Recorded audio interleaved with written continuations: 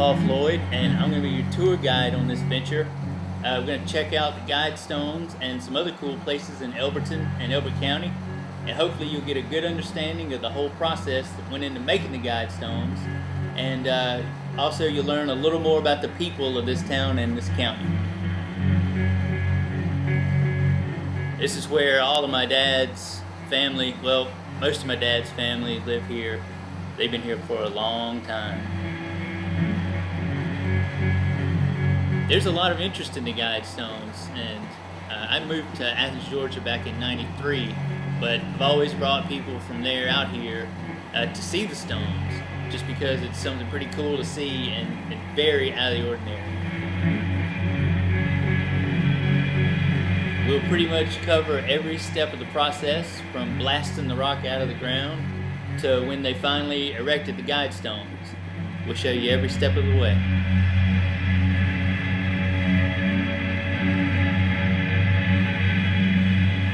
This is a cool little road because it's very twisty and turny, and once we were old enough to drive, it was fun to we'd come down here and see, you know, who could go through it the fastest without wrecking their car or just running off the road. How far did you grow up from the Guidestones? Maybe 5-6 miles, but it's just funny because we never came over here. The only time we would come this way was for going to Anderson to get school clothes in the fall. That was our annual routine because we're actually closer to Anderson, South Carolina from here than we are from Athens. So we just always went to Anderson, and this is the way we would go.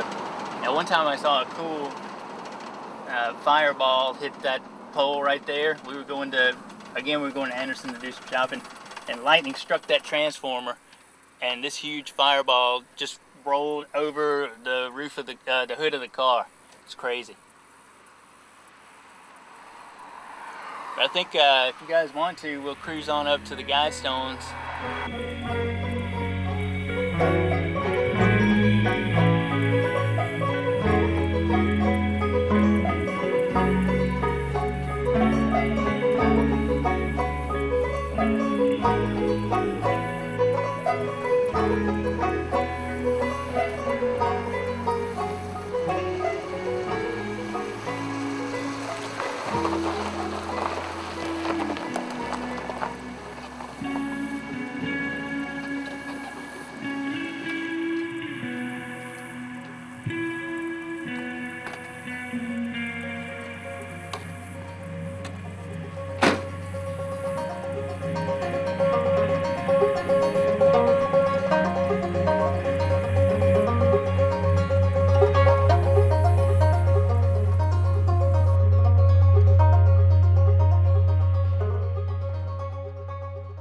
June of 1979, a well-dressed gentleman came to Elberton, Georgia, looking for help with a very unusual project. For a little bit of background, Elberton is called the Granite Capital of the world because of the massive amounts of granite that are here and the sheer volume of monuments that are turned out every year. But get back to our well-dressed gentleman. His first stop upon reaching town was the offices of the Elberton Granite Finishing Corporation. He was greeted there by the owner, Joe Finley.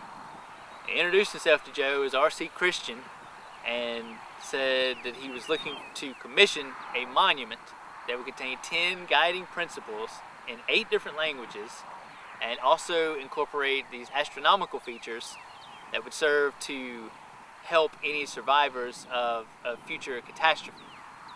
Well, as you can imagine, Finley finds this very strange, but he's intrigued by the scope and size of the project and tells Christian that he's on board.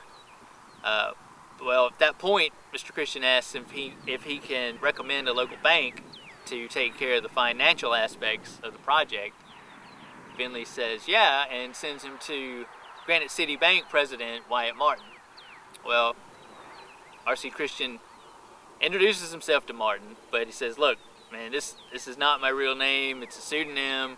I represent a group of loyal, God-fearing Americans who want to remain anonymous. And he proceeds to explain the project again to Martin. Well, Martin says, hey, I'm on board, but I need to know your real name so that I can do my financial background checks to make sure this is all, on the up and up.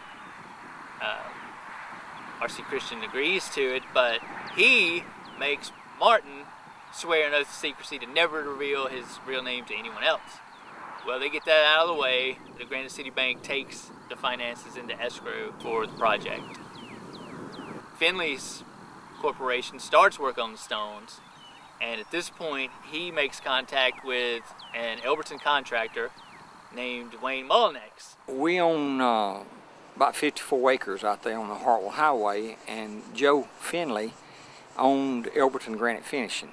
And Joe was a personal friend of mine, and we was offshoring cows out of the state, and he called me and said that this R.C. Christian had come to town and wanted some monuments put up and wanted to know would I put a foundation in South Georgia. And I said, sure, we'll go wherever you want to go. Got closer to time that the deadline was to set this monument, and Joe still didn't know where to go in South Georgia with it.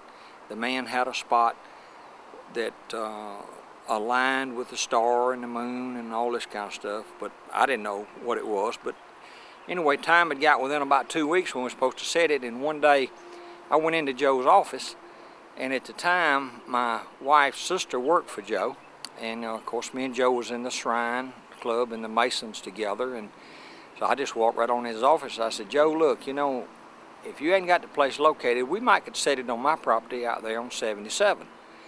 Well, he kind of lit up. He said, yeah, that might be a good idea. I said, let me get Mr. Christian and we'll let you know. So a week or two rocked on and come back and said, yeah, Mr. Christian was here, and that met everything he wanted on the crown of the hill and no trees. And the stones are unveiled here in March of 1980 in a public ceremony. It's attended by about 400 people. And it's rumored that in the crowd is R.C. Christian himself. Now, at this point, only two men had met Mr. Christian, and that would be Joe Finley and Wyatt Martin. But he would soon meet a third man.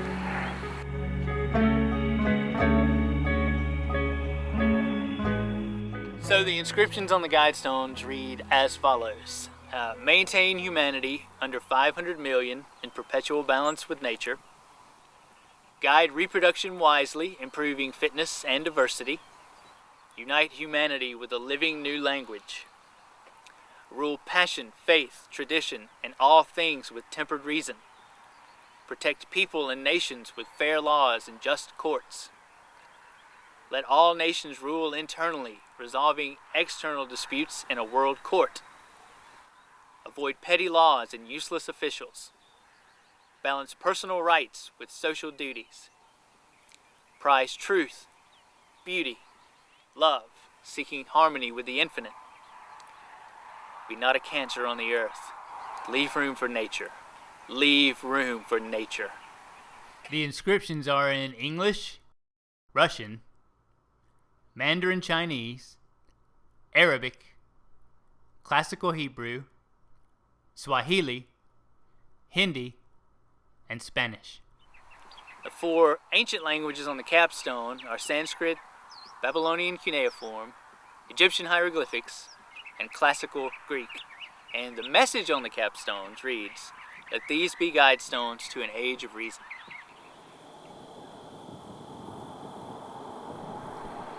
When I tell people the story of the guidestones, usually the number one question that gets asked is, who is R.C. Christian?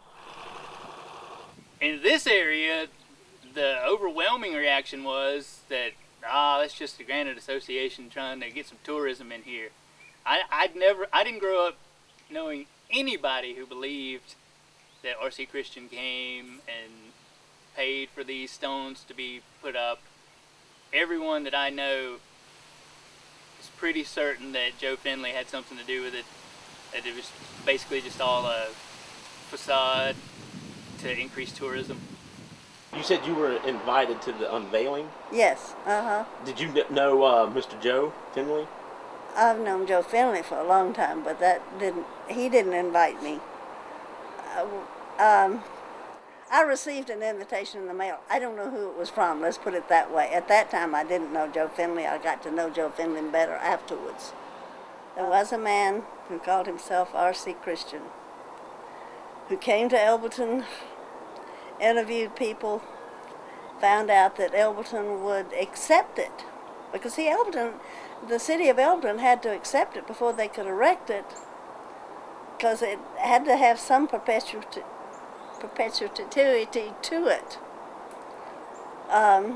before they could erect something that big and huge and permanent. Somebody has to look after it. So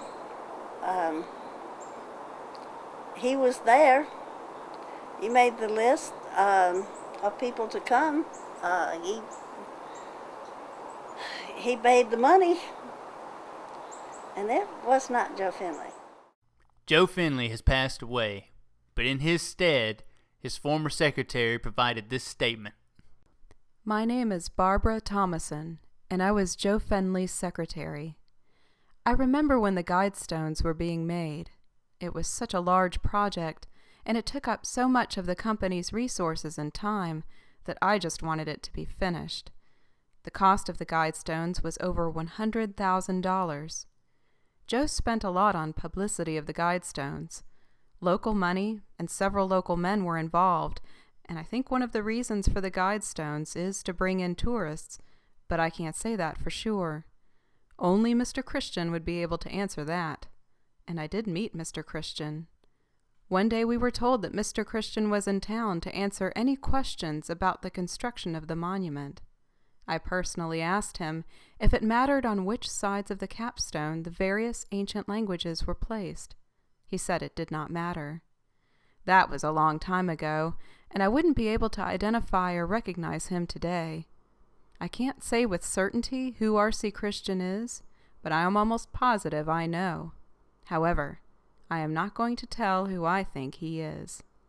I do know this, that one of the more prevailing views is that the granite industry put this thing up to attract attention, but I don't buy into that, because having been in marketing of the granite industry and promoting it, we could have spent our money in a lot more feasible ways to be sure that we got a positive message out. EGA, Elberton Granite Association, had no connection with this project other than it was built by one of our member firms, and it was built out of granite. 1980, when the Guidestones were put up. Mm-hmm. You were the EGA president? That's right. Okay. And what were some of your initial reactions to some of that story? Well, I was like everybody else. I thought it was totally crazy. It didn't make any sense.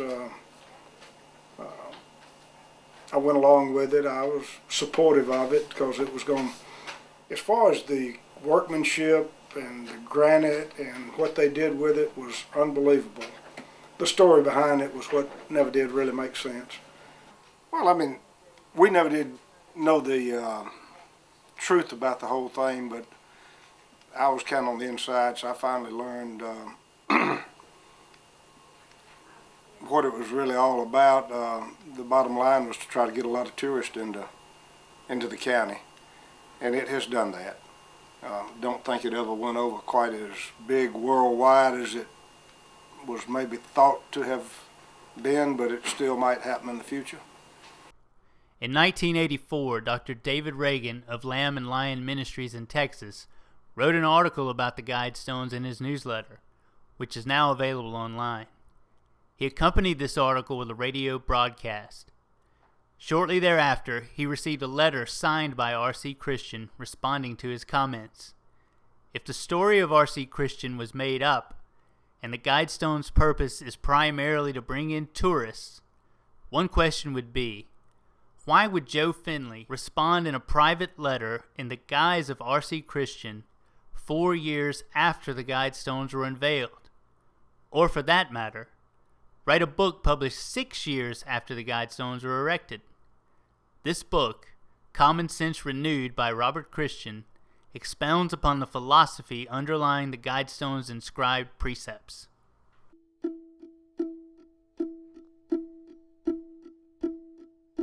The main 4 stones stand at a height of 16 feet 4 inches, and when you add the capstone to that, the total height is 19 feet 3 inches.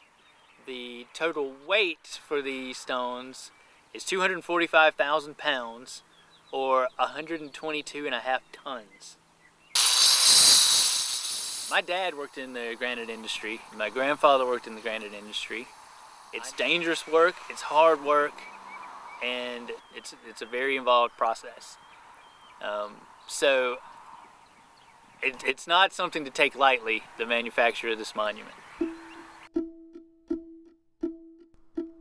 The first step of the process is in the quarry, because the rock has to come out of the ground.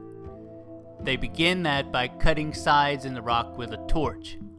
They drill holes in that cut and place explosive charges, and they blow these charges until the rock is separated from the bed and they're able to lift it out, which is where you see the standing water. Subsequent cuts are made primarily by two methods, and no matter what method, they're always made according to the grain of the granite. The first method is jet piercing, which is this torch, and it can be automatic or manual, which if you're the guy having to do the work, you probably want it to be automatic because it's a very loud process, and if it's automatic, the worker gets to sit in a sound booth while the torch is operating. It makes a very nice wide cut, but it's an expensive method. Another popular way is to use a wire saw. Much more economical than jet piercing. It makes a narrow cut that often requires a worker to come behind with a sledgehammer and wedge to finish the cut. The next step is to drill the holes for the charges. The holes are drilled along the lines that have been cut with a wire saw, and also in other strategic locations. After the holes are drilled, it's time to place the charges. These charges are black powder. The charge goes in first, followed by dirt bags to prevent the charge from just blowing back out of the hole. The charges are detonated remotely.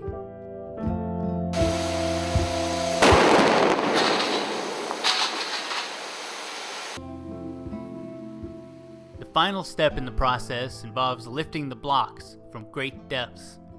They use derricks to get them out of the quarry. One of the key moments, I guess, say, in the development was when they pulled the big blocks out. Nobody had ever pulled any blocks this big out in Elberton that we knew of, this big. We're not talking about these slabs here. We're talking about big blocks these slabs were cut out of, some of them. And so, you know, you know how it is when you go to a car race, you don't want it to happen, but if a wreck happens, it happens. And we didn't want one of those derricks to get pulled in the hole, but if it happened, we wanted to be there, click, click, click, you know. So I remember there was doubt that day that they pulled those blocks as to where the derricks would handle them.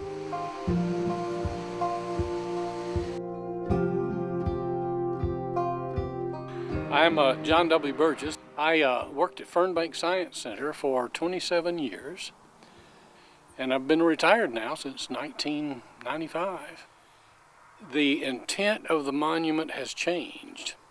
Originally, Mr. Christian wanted this hole in the guidestone, in the middle stone here, to have a hole that would look out to station stones that would mark the rising of the sun at the summer solstice, at the equinox, at the winter solstice, and also the moonrise, and that was the intent. I got here about 1984. I looked at the stones, and the stones weren't like that. They were different. It looked to me like the stones had been rotated 90 degrees. I broke the news to Mr. Finley. We had gone to the office of Mr. Finley and found the notes that Mr. Christian had made. So I said, well, it looks like it had been rotated 90 degrees, but I wanted to come back and make some more accurate measurements and find out if that was the case. And it turns out it wasn't. They employed a surveyor whose name skips me. He was to place the stones. And he'd placed the stones not according to original plans, but my measurements indicated that he had a better plan. He changed the plan and made instead of a clever alignment monument, he made a unique alignment monument. with these 5 stones, you didn't need these station stones out to the east and west. All you needed to do was to walk around the stones and make gaps between 2 stones. And those gaps would give you the sunrise, sunset, moonrise, moonset that you wanted. Every 19 years, the moon rises furthest northeast and furthest southeast. And that is marked here on these stones. Well, let me sidetrack a bit. The intent was to mark those. Well, I'm 99.99% sure the intent was there. But no one knew how the stones were aligned except the surveyor. And some months after the stones were erected, he died, and the secret went with him. And it wasn't until I came along that I figured out what he had done, and I'm certain that's what he'd done. This is why these stones are spaced this way. Up here, the opening in the top, that hole up there, in the middle of the day, lets a spot of light come through onto this stone. All right? Okay. And it is supposed to form, over the course of a year, that spot would form an analemma at noontime. And you say, what is an analemma? An analemma is, if you look on an old Earth globe, out in the middle of the Pacific, there's this real weird, skinny, 8-looking object, letter 8 looking object, with numbers on it. Oh, okay. That is used to tell how far off the sundial is from our clocks and watches. There was supposed to be an analemma up here. Problem. If it is the middle of the day in the summer, the spot of light coming through that hole doesn't strike the smooth area on the stone up there, the dressed area. Just when the sun is highest in the sky, the spot of light hits this central gnomon here, lower than the dressed area. So if you want to put an analemma up there, you've got to know how to do it, and you've had redress the stone. It doesn't work the way Mr. Christian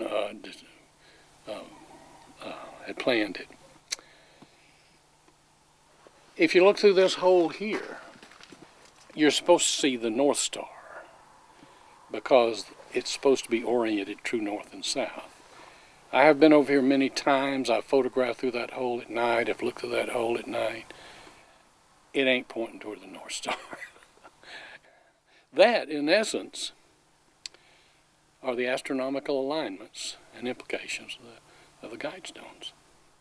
What would Dr. David Reagan of Lamb and Lion Ministries say to elicit the private letter from R.C. Christian? In his September-October 1984 Lamplighter newsletter, now available online, he levels accusations that the precepts of the Guidestones are satanically influenced.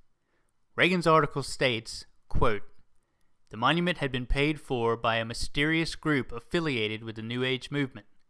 Since Satan is using that movement to herald the emergence of a universal false messiah, I can only conclude that the Georgia Guidestones may well contain the 10 Commandments of the Antichrist." End quote. In a signed letter that gave no return address but was postmarked Houston, Texas, R.C. Christian responds to Dr. Reagan, quote, "You are completely mistaken in your belief that the monument is related in any way to the New Age movement, or to any religious group or sect. The Guidestones are linked with no specific religion, philosophy, or cult. They are directed to men of goodwill of all religious faiths. They are also directed to men of goodwill of no religious faith, in the hope that these individuals will also align their lives with the infinite God." End quote. Handwritten at the end of the letter was an additional note, quote, "I have never heard of the New Age movement." End quote. Despite R.C. Christian's assurances, Dr. Reagan was not convinced. He replied to Christian Care of Wyatt Martin, quote, "I have no doubt that a study of God's Word would convince you that the best thing you could do to assist humanity would be to authorize someone to blow your monument to pieces with a few sticks of dynamite." End quote. As a local Christian pastor and concerning the Guidestones, they disturb me greatly that many occults go there and they worship and they sacrifice. And I've seen some of this firsthand and traveling by. I used to live up pretty close to them and would have people tell me they were in their secretive acts again, and so we would ride up by there. But yeah, obviously as a Christian, things should be brought into the light, and a lot of these things are done at night, certain times of the year, and are very secretive. Right. But you have a first-hand account of seeing. Yes, I certainly do. And do you know, like maybe more specifically, what type of groups, or do you know if they're? I don't. I know several times going by there it was folks in hooded robes, long brown robes, and as they went around they would chant. There were several candles. I believe one candle was set in a hole in the stone there. So I don't know exactly what group it is. I know that many have said the Rosicrucians go up there and do their worship, so I assume it was probably them. Some hearsay from people that were close by was that there was some animal sacrifice, and we did find some remains, whether it was a stray possum or whatever that came up and just happened to die there. We don't know. It was just some hair, some blood. Things should be brought into the light. Like, would you be able to expound on your view? Well, the Christian perspective on being secretive and things being brought into the light goes along with what Jesus said. He said that all things that are good will be exposed. Everything will be exposed. And I guess our motives and the way we go about stuff in life is, if we have nothing to hide, we won't hide it. If things are underhanded and shady, then they're hidden, obviously.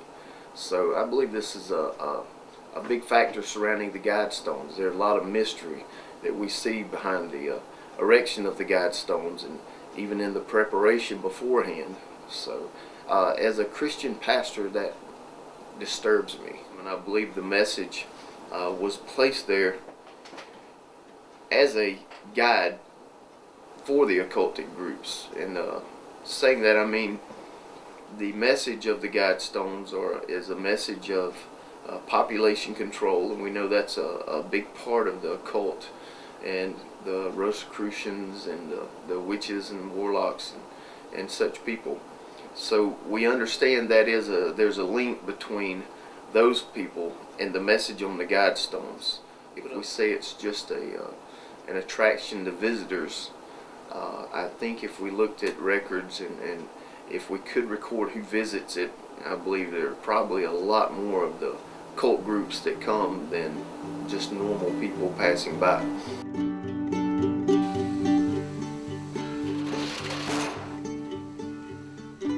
After the rock is lifted out of the quarry, it's taken to the granite shed where the work continues. In high school, we could take something called Granite Lab, which is a miniature granite shed, and like you learn to use all of the different machinery.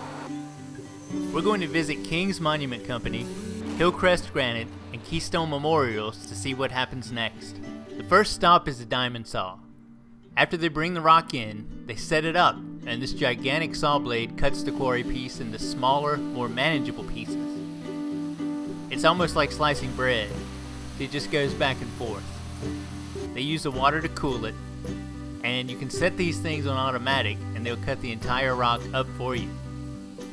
The blades themselves have man-made diamonds on the tips, and that's been a huge improvement in the ability to cut this rock. After they cut the blocks into smaller pieces, they take those pieces to the polishing mills. Now today they use an automatic polisher which is computer controlled, but at the time the Guidestones were made they would have been using hand polishers. But that really doesn't matter because the Guidestones weren't polished.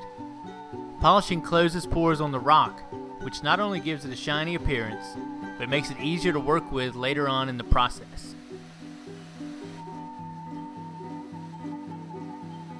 This facility was where the Guidestones was manufactured.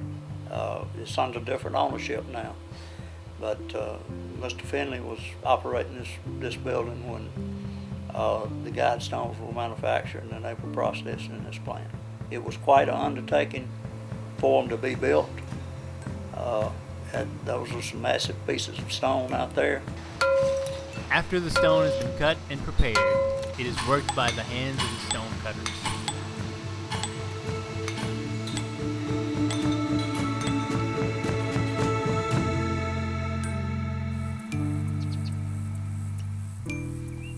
Now, just as there are groups that hate the Guidestones and think they're evil and want to tear them down, there are also people who love the message of the Guidestones, and they consider this area to be holy ground.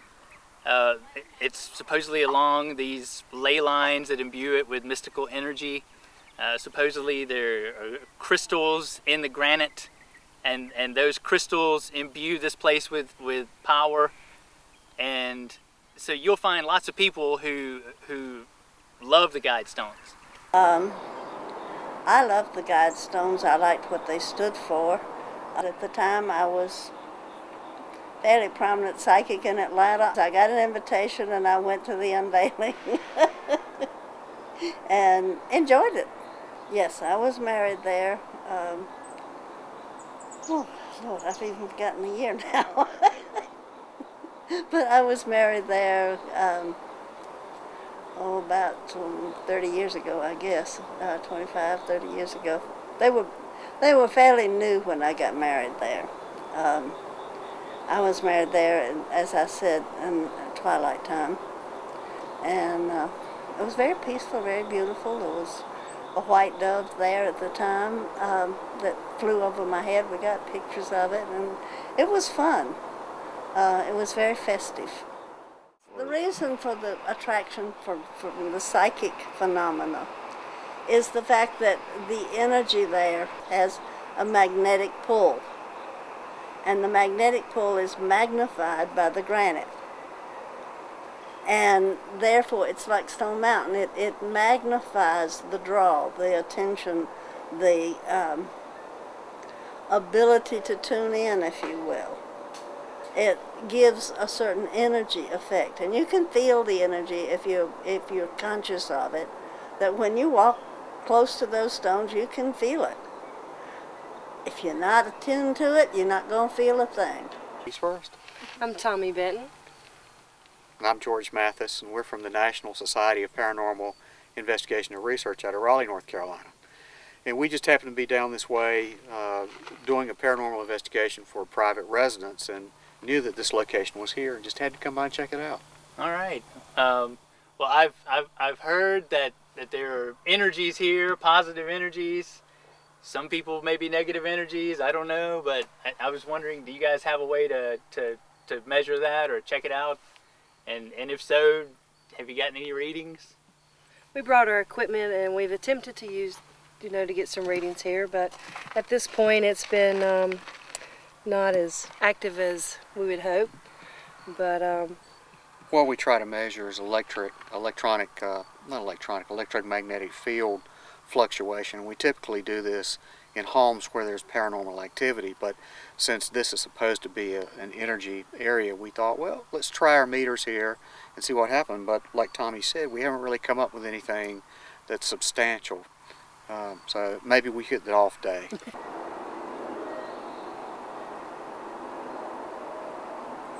It's an interesting place for a small town. It's an interesting thing to occur.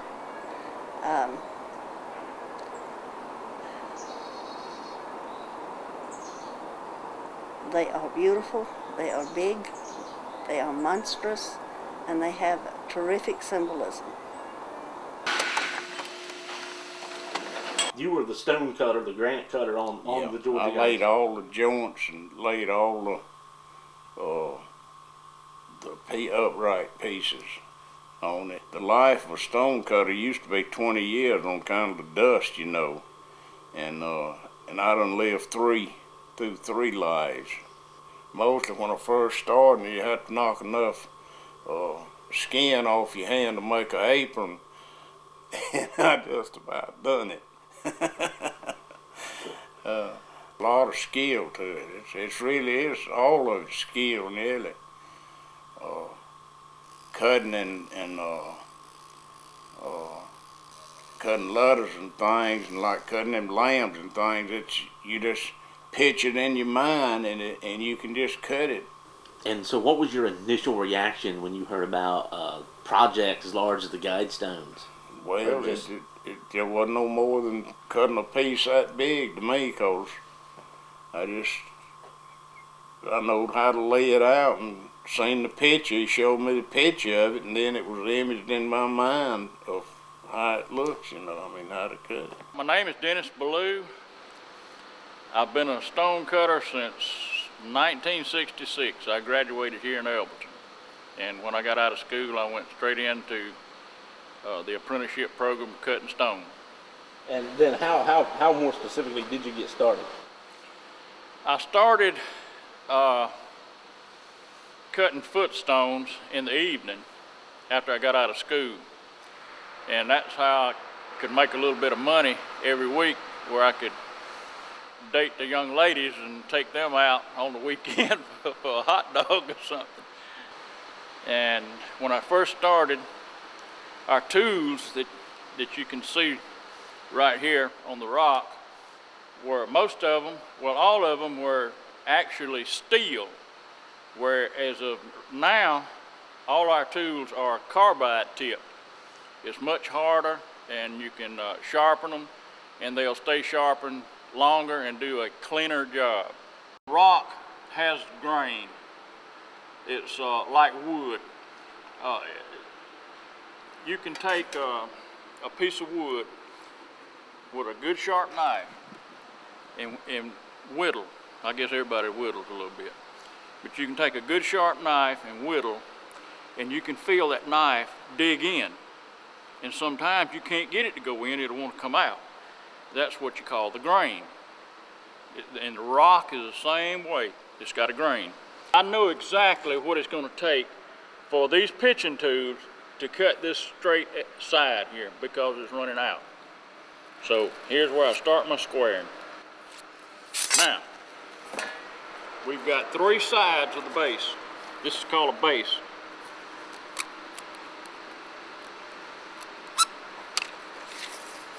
All right, now the size I want is 110, 1 foot and 10 inches, which is 22 inches.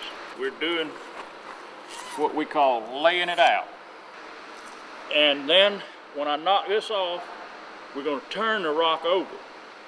I'm going to square it. We're going to turn the rock over, then I'll pitch it again from the bottom side. When I turn the rock back over, then we will clean up the side. It'll be like a picture. Watch this, let it come out.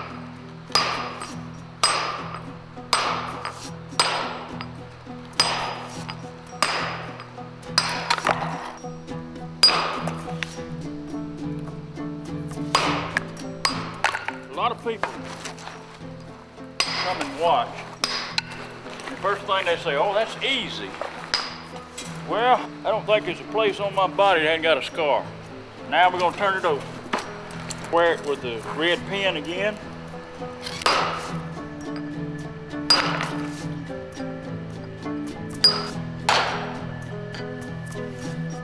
Turn the rock back over.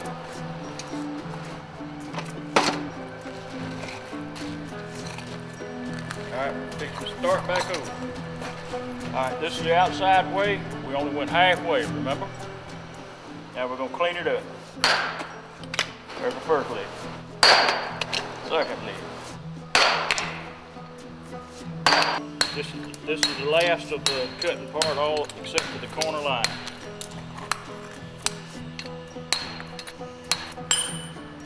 Okay, we're now I'm putting on the corner lines on the base. Is a finished base. You can see where it looks like ripples in the water. That's the artistic work.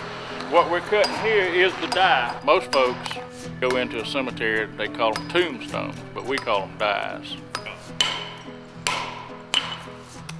A finished product, a product that I'm proud of.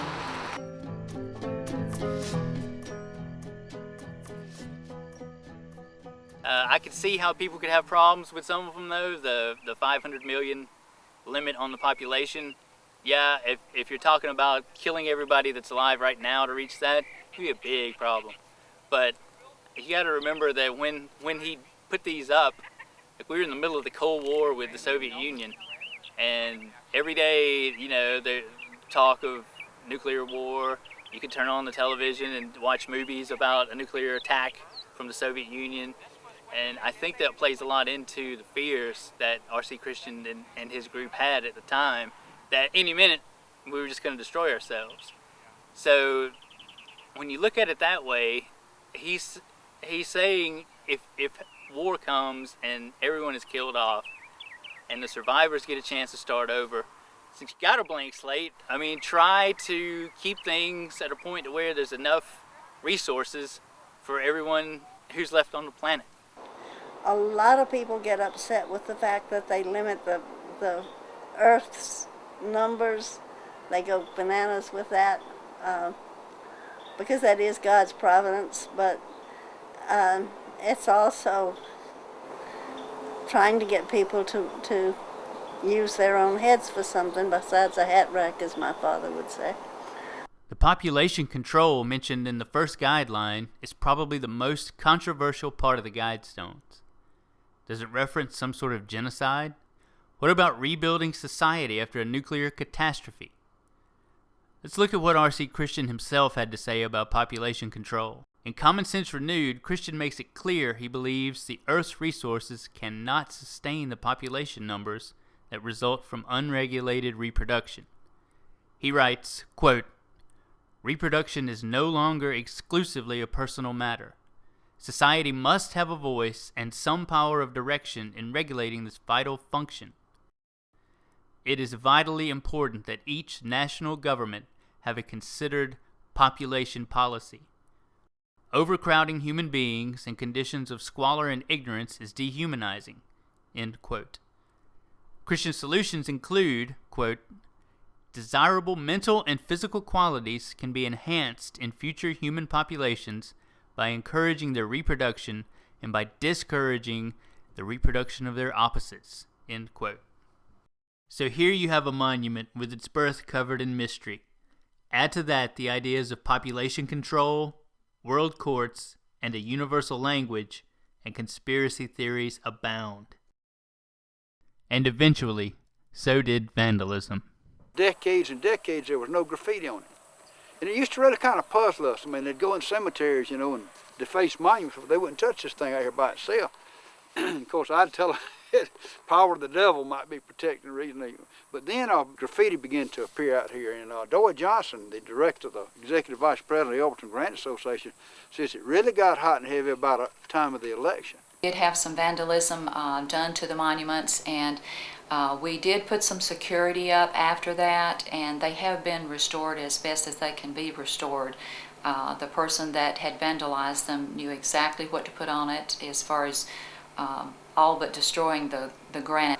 It is monitored now so that anybody that goes on the property, we are aware of it immediately when they go on the property. I don't think anyone has the right to come here and vandalize the stones or tear them down. I mean, when you get to the end of the day, these stones were made by Elbert County hands, doing hard work in the quarries and sheds throughout the county, and people need to respect that. You can disagree and not have to destroy something.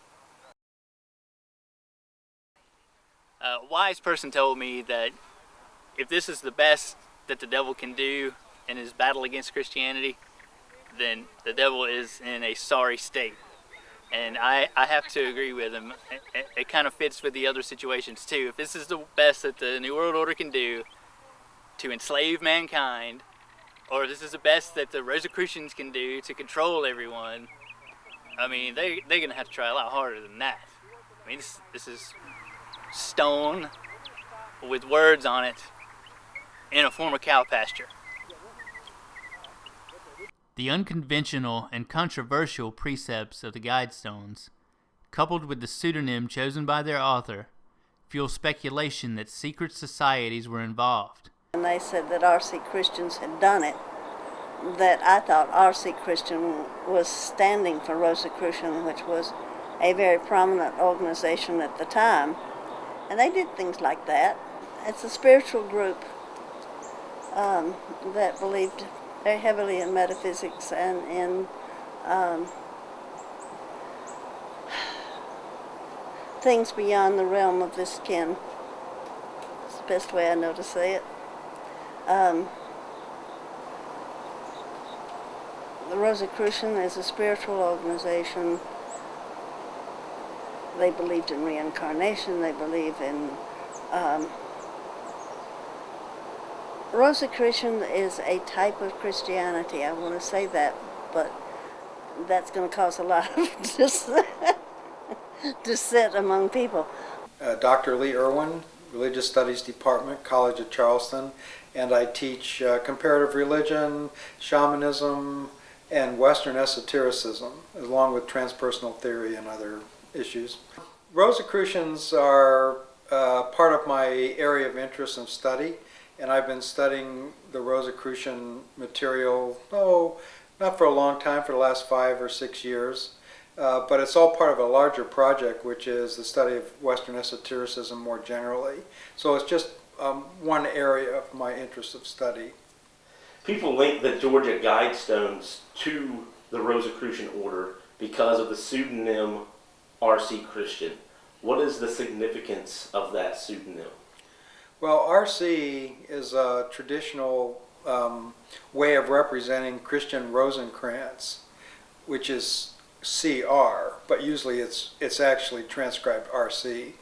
And Christian Rosencrantz is the founder of the Rosicrucians, goes back to a manuscript that was found in, written in 1618, and the Fama Confessiatio and other manuscripts, and tells the story of his life and how he traveled around, went to Damascus and to Spain and to other countries and learned the esoteric teachings, alchemy, astrology, magic, and other traditions. Came back to Germany and established a secret order, and the secret order was the Rosicrucian order.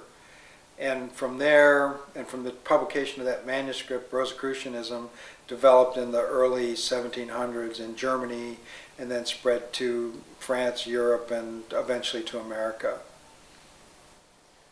So RC represents a symbol of the founding of the Rosicrucian order. Do the guidelines that are on the Georgia Guidestones, or their explanation found in Common Sense Renewed, seem Rosicrucian in nature based on your expertise? I'd say no, though a few of them have some resonance with Rosicrucian teachings, but only in this very broad, general way. I mean, there's nothing in the guidelines which actually is purely Rosicrucian. There's some ideas that are in the guidelines that are more generally applicable. I mean, you could say a few of them have some resonance, but there's nothing really explicitly Rosicrucian, and that's one thing. The other thing is that some of the ideas, like the low population idea and the world order idea, those are not Rosicrucian. In fact, some of the ideas contradict Rosicrucian, so I don't see it as Rosicrucian. Joe Finley was a high-ranking Mason. Many people believe the Guidestones to be Masonic. Did you see any connection there? That's a harder question to answer because there's two different ways to look at that question. From the point of view of Masonic technique, you know, what they would call in Mason's craft, yeah, I mean, it's stonework. So in terms of stonework, there's a long history of Masons doing stonework. Now, at the level of ideology and actual teachings, it's like the question about the Rosicrucians, it's vague. It's not very explicit. For example, here's one idea. Almost all Masonic constructions have the square and the compass cut into the stone somewhere to signify that it's Masonic. I don't know if this construction has that anywhere, because if it doesn't, then it isn't explicitly Masonic. Otherwise, it's always carved in there. But if it's not, then it's only implicit, you know, that yes, the stonework is done probably by masons, but there's nothing that's trying to, like say the 10 principles, would I call them Masonic? Not really. I mean, some of it could be in a very low level way associated with Masonic teachings, but I wouldn't say it's explicitly Masonic in terms of ideology, so no.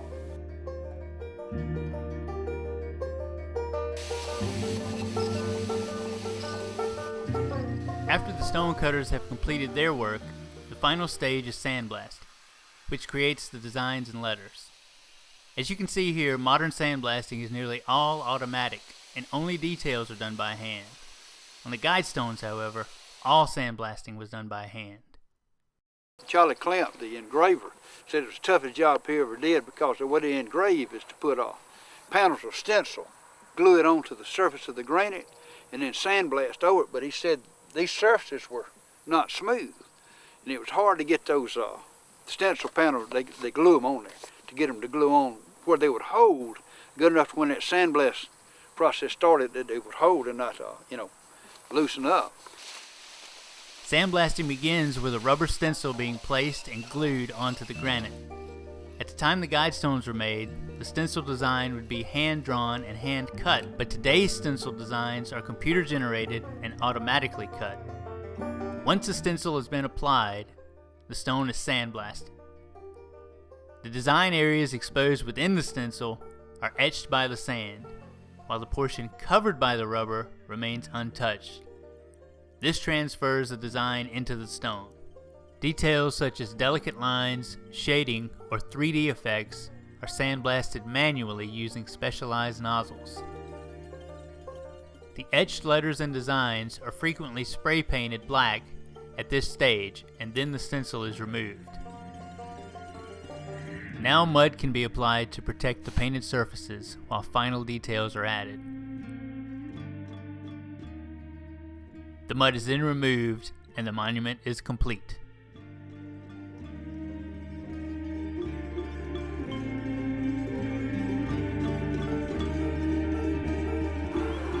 Stones are unveiled here in March of 1980 in a public ceremony. It's attended by about 400 people.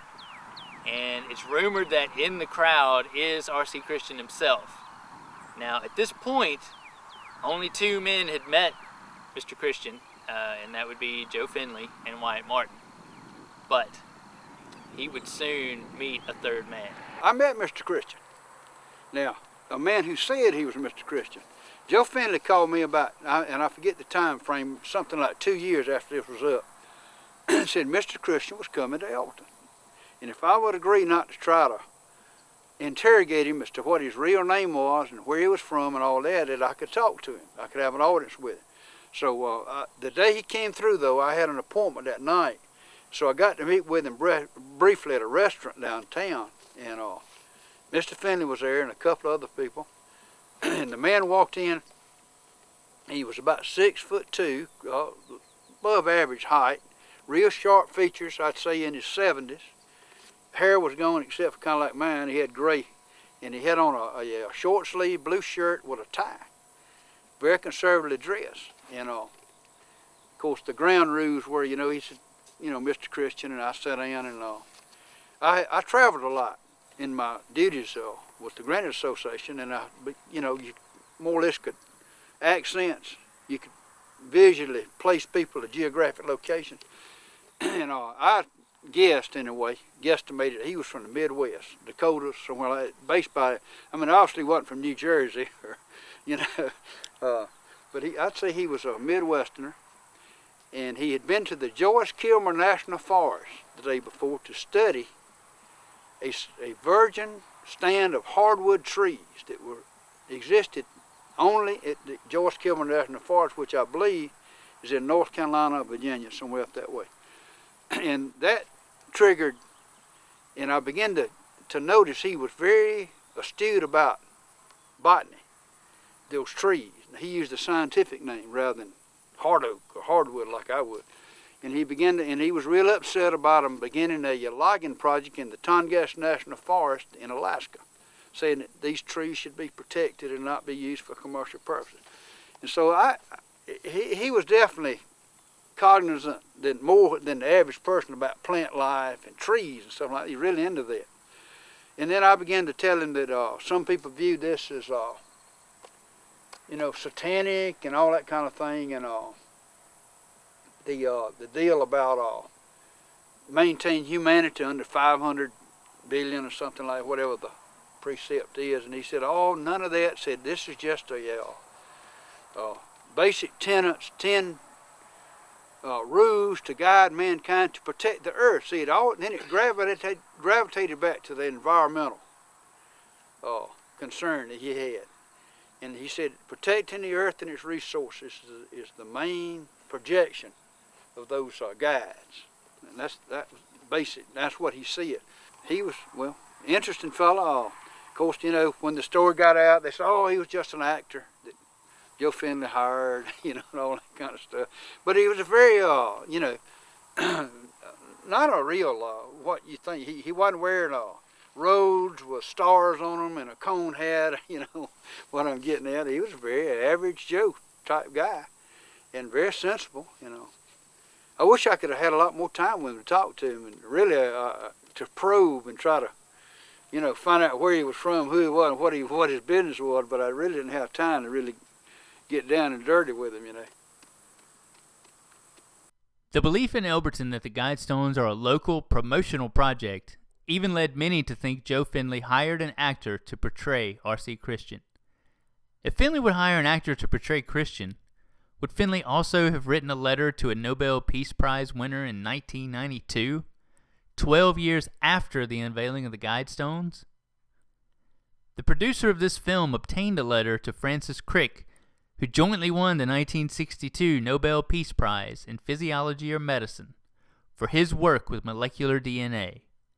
The letter, dated January 17, 1992, reads, Dear Dr. Crick, you are engaged in a study of the human brain and its functions. This is a very challenging task, and one that will be of great value if your efforts meet with success in any way comparable to that which you have achieved in the field of genetics. I hope that in your remaining years you will also find time to make a contribution in the area of population management in order to bring humanity into rational balance with the total biosphere. I enclose material relating to the Georgia Guidestones Monument, erected near Elberton, Georgia nearly 12 years ago. That monument attempts to focus public opinion on our need for managing our own reproduction. The book, Common Sense Renewed, was written in connection with the dedication of the monument. Its thoughts on the nature of God may be of interest to you as a scientist, in view of your current interests. I hope that you will someday visit the Georgia Guidestones, and that you will in some way help to achieve its goals. I have asked Mr. Merriman, my publisher, to forward this material to you. If you have any comments for me, you may address me through him. Signed, Robert Christian.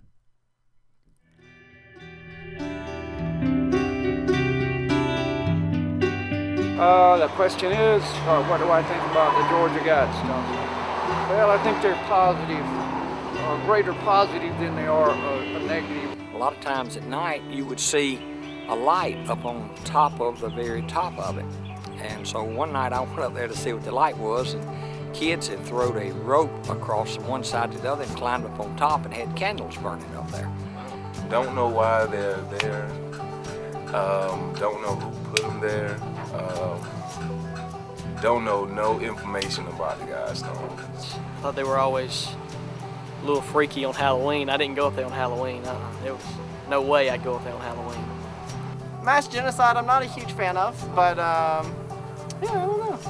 It's they're pretty much good rules to live by though. I'm a supporter. You know, when people find out you're from Elberton, they're like, oh, that's where those creepy Guidestones are. And I'm like, yeah, but you know, most of the people I know, like if you go to the Guidestones, it's like high schoolers getting drunk, you know? Like, yeah, we'd come here at night. We'd climb up the, well, we didn't, but I had a cousin who could get between the stones and climb up to the very top. Actually get tired of trying to explain this to people, like, what? And it doesn't make any sense. It's not like, oh, it's this really cool, it's just like this weird thing out in the middle of nowhere. It's not even like a cool city around. I mean, we couldn't convince like 2 people to come with us today. And they're like 20 miles away. Yeah. Ridiculous. She wouldn't come. Yeah. She said no. They say that first one is an insinuation of genocide, that kind of thing. I don't necessarily take it that way. I see how people could. Some of the things make sense. They would be good. I think we do need to take care of this planet. We've got nowhere else to go. Anything else you want to say? Knock the Guidestones down. Alright. Is there anything else you would like to say? I would just like to say if anyone is wavering on this and as a Christian, I think it's probably come down to this, that this is a sacred place for the cultic groups. This is a place that they worship. This is not just a fable or story that someone made up. This is a real thing, and they do go up here and worship. As I said, we've seen it firsthand, and just like to make you aware of that. We write runes out in the dirt from the Lord of the Rings books, and just to make people think it was witchcraft, because, you know, that's funny to nerds, I guess. It's just something that Mr. Finley wanted to do, you know, and he just had,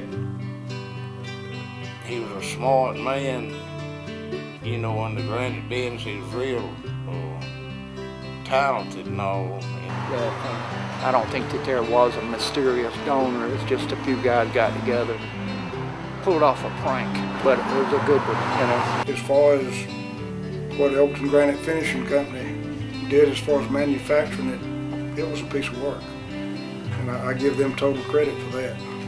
A lot of people comment about it, whether it's good or whether it's bad. I got no opinion. If you read it, you got to, you know, form your own opinion. The Georgia Guidestones is a very interesting subject. Ever since they were erected, it's been 2 different stories. One is it's just fabrication for having tourists come to the area. That's one version. The other version is, and some folks really believe this, and it's very well possible that it is true and authentic. So the whole RC Christian thing was the real deal? Could be. Could be. What do you think? I'll just leave that one up in the air. Let folks come down here and check it out.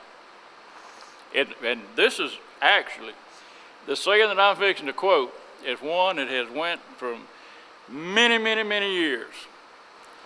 We're actually in the beautiful red hills of northeast Georgia.